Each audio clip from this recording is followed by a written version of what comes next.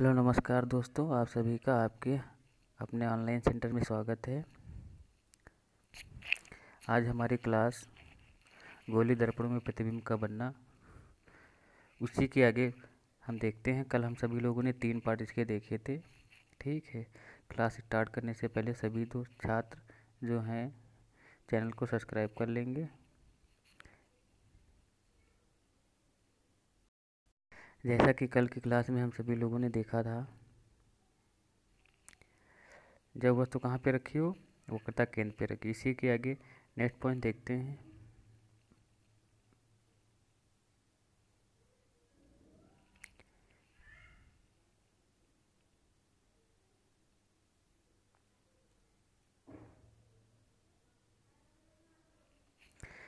Next point है हमारा, जब वस्तु कहाँ रखी हो, वक्रता केंद्र तथा फोकस के मध्य में रखी हो।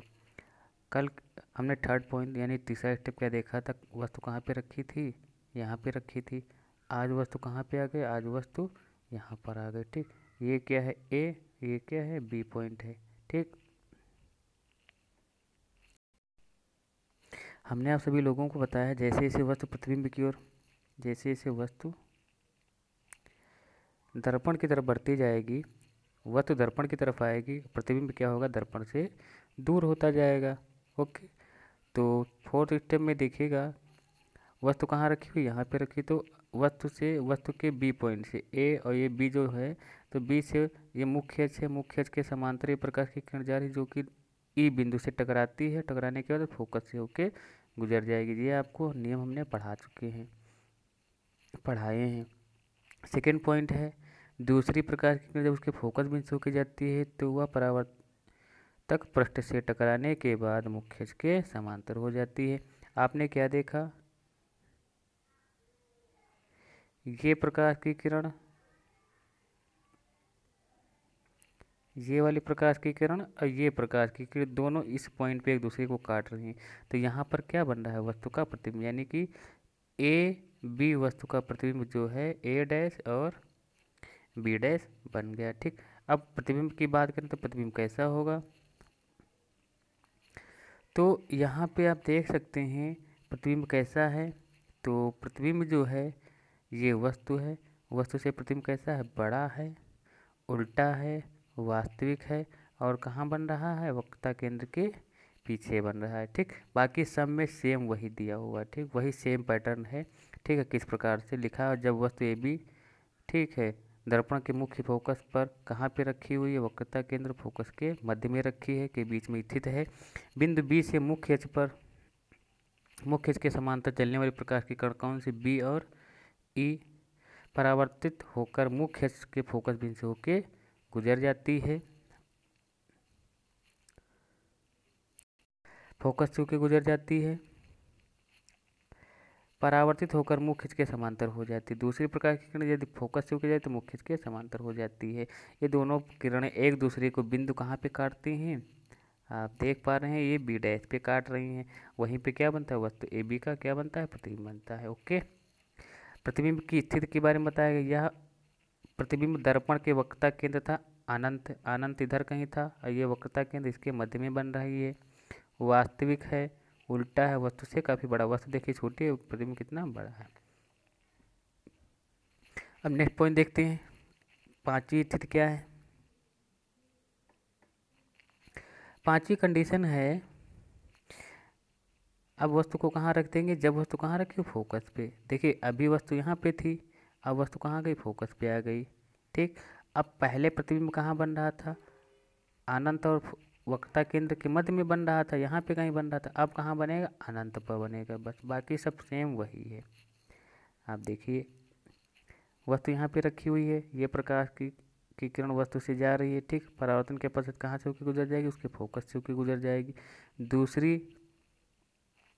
प्रकाश की किरण कहाँ से, यहाँ से, ठीक, जाएगी और ये परावर्तन के पश्चात उसके वक्रता केंद्र से होकर जा रही। और ये दोनों कहीं दूर क्या करेंगी, एक दूसरे को यहाँ कहीं पीछे काटेंगी। ठीक है, यहाँ पे दिखाया नहीं गया है, आपको हम बता रहे हैं, आप कहीं पीछे एक दूसरे को काटेंगी।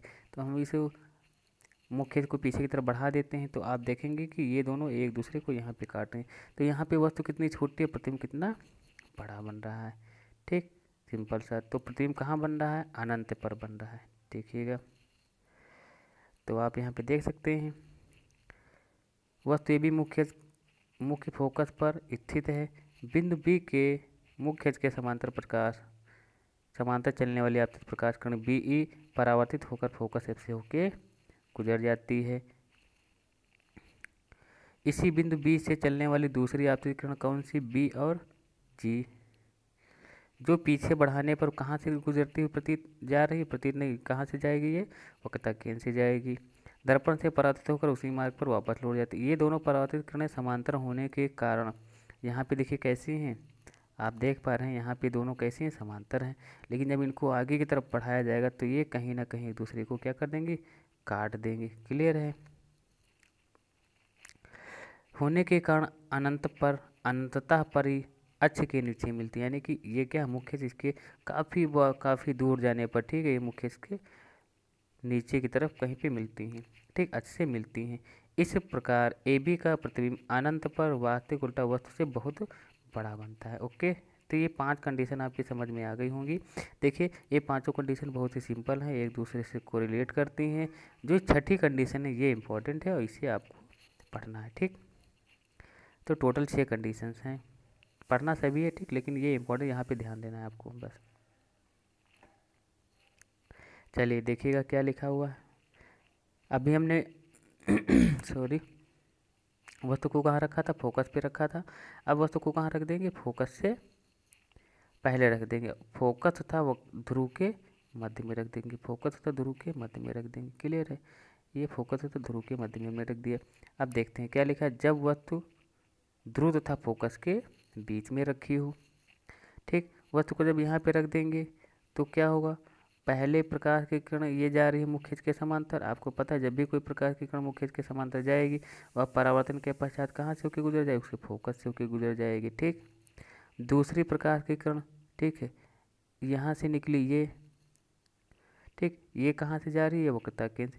देखो ये दोनों किरणें कभी भी एक दूसरे को नहीं काटेंगे। क्यों, क्योंकि ये आगे चलते हुए जितना ये आगे बढ़ाएंगे इनको आप, उतना ही एक दूसरे से दूर भागती। तो प्रतिबिंब कैसे बनेगा, तो इनको क्या करते हैं, पीछे की तरफ, इन दोनों किरणों को पीछे की तरफ बढ़ाते हैं। जब पीछे की तरफ बढ़ाते हैं तो ये दोनों एक दूसरे को एक बिंदु पर काटती हैं, ये दोनों एक दूसरे को एक बिंदु पर काटती हैं। तो ये जो बिंदु है, यह जो पॉइंट है, इस पॉइंट पे क्या बनता है, वस्तु का प्रतिबिंब बन जाता है। और प्रतिबिंब कैसा बन रहा है, आभासी। क्यों, क्योंकि यहाँ पे वास्तविक रूप से प्रकाश की किरण जो परावर्तित है वो नहीं मिल रही है, क्योंकि इन्हें हम पीछे की तरफ डॉटेड लाइन के माध्यम से बढ़ा रहे हैं, आभास दिखाते हैं। ठीक है, तो यहाँ पे आपको 2 बातें ध्यान रखनी है। जो प्रतिबिंब बन रहा है, ठीक है, जो प्रतिबिंब बन रहा है वो कैसा है, आभासी।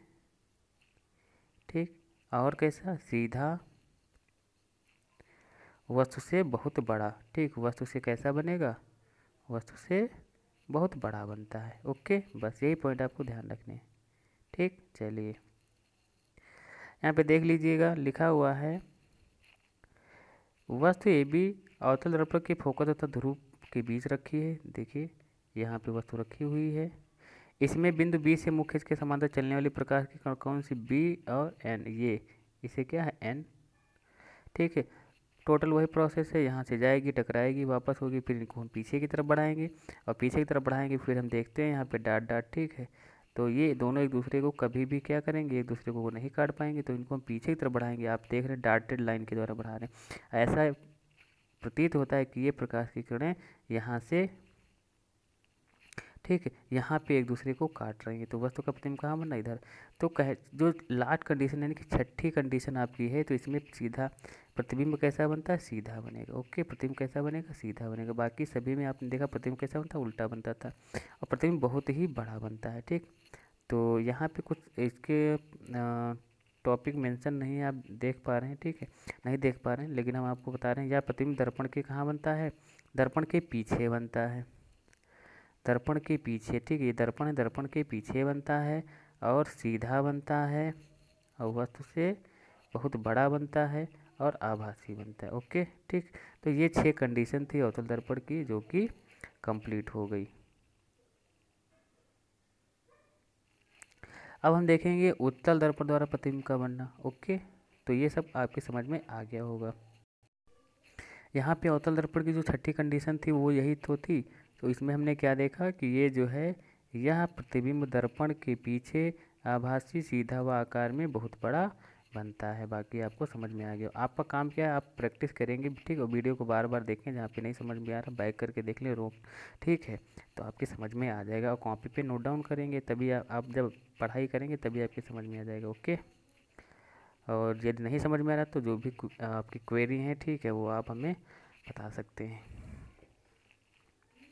ठीक, अब हम देखते हैं formation of image by convex mirror. ठीक है, चलिए ये जो है नेक्स्ट क्लास में देखते हैं। आज की क्लास में बस इतना ही। और आपका काम है ठीक है, जो पढ़ाएगा उसका रिवीजन करिए। ठीक है, okay, thank you, have a nice day.